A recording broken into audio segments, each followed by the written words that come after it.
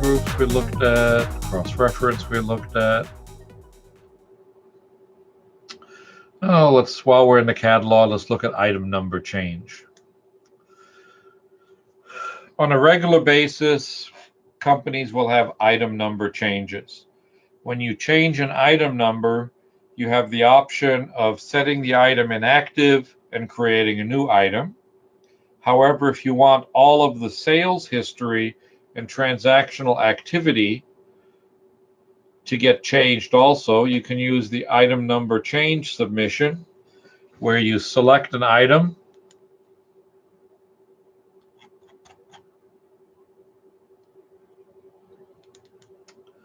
and then you can put in a new item number and submit this, which puts it on a queue.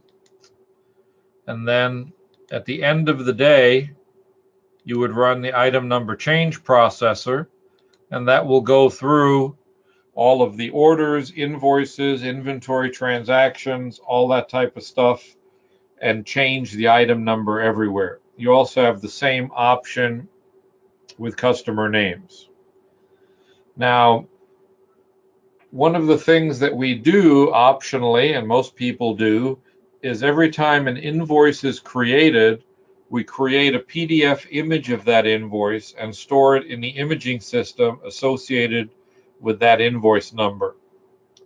This allows you to look at an invoice in its original state, because if 6 months or a year after the invoice has been created, you change an item number, you change an item number description, you change the company name, you have to be able to produce a copy of the original invoice. Otherwise, the IRS can get cranky with you if a customer has an invoice that's different from the invoice on your records.